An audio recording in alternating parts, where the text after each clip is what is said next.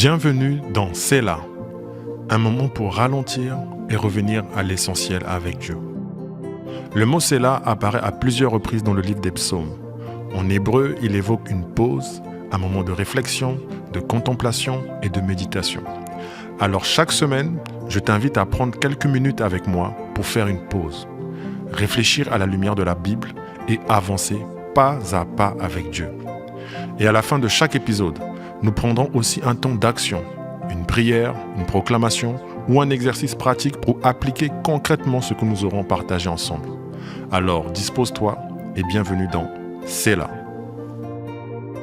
Je ne sais pas si tu étais un enfant désiré. Je ne sais pas dans quelles circonstances tu es venu au monde. Je ne sais pas si tu as grandi entouré d'amour ou avec le sentiment de ne pas avoir ta place. Je ne sais pas ce que tu as traversé, les blessures que tu portes, les paroles qui t'ont marqué, les rejets que tu as subis. Je ne connais pas ton histoire. Mais il y a une chose dont je suis absolument certain. Bien avant que tu ne vois le jour, bien avant ton premier souffle, bien avant que quelqu'un ne prononce ton prénom, Dieu te connaissait déjà et il t'aimait déjà. Pendant plusieurs épisodes de C'est là, nous avons parlé de l'identité. Nous avons vu qu'il est dangereux de construire son identité sur ce que l'on possède, sur ce que l'on accomplit, ou encore sur le regard des autres. Aujourd'hui, j'aimerais t'emmener vers un fondement beaucoup plus solide. Dans Romains 8 au verset 29, il est écrit « Car ceux qu'il a connus d'avance, il les a aussi prédestinés à être semblables à l'image de son Fils. » Arrêtons quelques instants sur cette expression. Il les a connus d'avance. J'aimerais te partager une image qui me touche beaucoup. As-tu déjà remarqué une femme enceinte? Qu'elle marche, qu'elle soit assise, qu'elle discute. Très souvent, sans même s'en rendre compte, elle pose sa main sur son ventre, comme si elle voulait protéger ce petit être qui grandit en elle. Pourtant, elle ne l'a jamais vu. Elle ne l'a jamais pris dans ses bras. Elle ne connaît pas encore la couleur de ses yeux, de ses cheveux. Elle ne connaît même pas encore le son de la voix. Et pourtant, elle l'aime déjà. Elle prend déjà soin de lui. Elle lui parle parfois. Elle fait attention à ce qu'elle mange. Elle adapte son rythme de vie. Pourquoi? Parce que même si elle ne l'a pas encore rencontré, cet enfant a déjà une place dans son cœur. Si une mère peut aimer un enfant qu'elle n'a pas encore rencontré, combien plus Dieu peut-il aimer celui qu'il connaît parfaitement depuis toujours? Voilà là toute la différence. Une mère découvre son enfant au fil du temps, mais Dieu, lui, n'a jamais eu besoin de te découvrir. Avant même que tu viennes au monde, il te connaissait déjà. Il connaissait ton caractère, tes qualités, tes faiblesses, tes joies, tes blessures, tes erreurs, tes combats, tes saisons de fidélité, même celles où tu tomberais. Rien de ce que tu as vécu n'a surpris Dieu. Et malgré tout cela, il a choisi de t'aimer, il a choisi de t'appeler, il a choisi de faire de toi son enfant. Quelle pensée extraordinaire! Souvent, nous avons l'impression que nous devons prouver quelque chose à Dieu comme si nous devions mériter son amour, comme si nous devions devenir une meilleure version de nous-mêmes avant qu'il nous accepte. Mais Romains 8, verset 9, nous montre exactement l'inverse. Dieu ne t'a pas aimé après t'avoir vu réussir. Il ne t'a pas aimé après t'avoir vu changer. Il t'a connu avant même que tu commences à vivre. Il ne t'a pas choisi parce que tu étais parfait.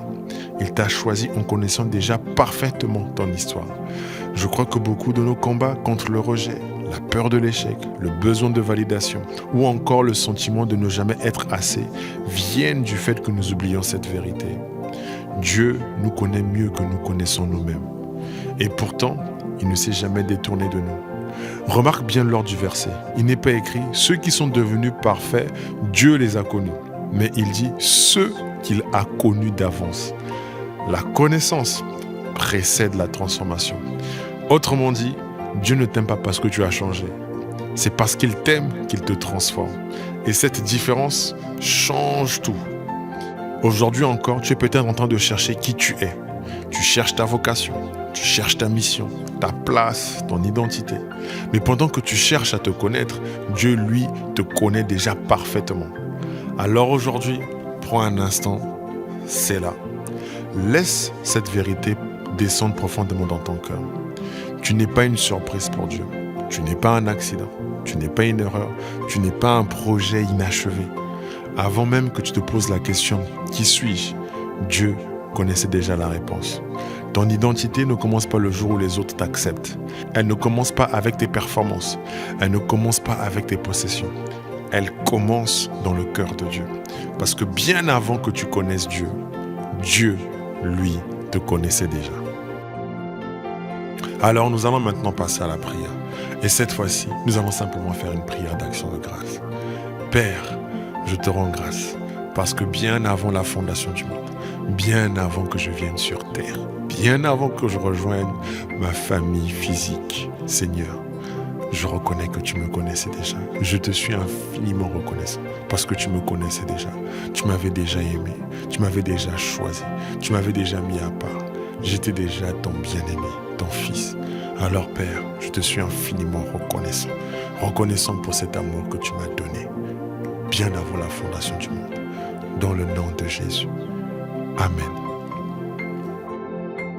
Pour exercer cette semaine, en vérité, nous allons simplement prendre le temps de méditer sur ce passage de Romains 8, verset 29. Car ceux qu'il a connus d'avance. Qu'est-ce que cela signifie?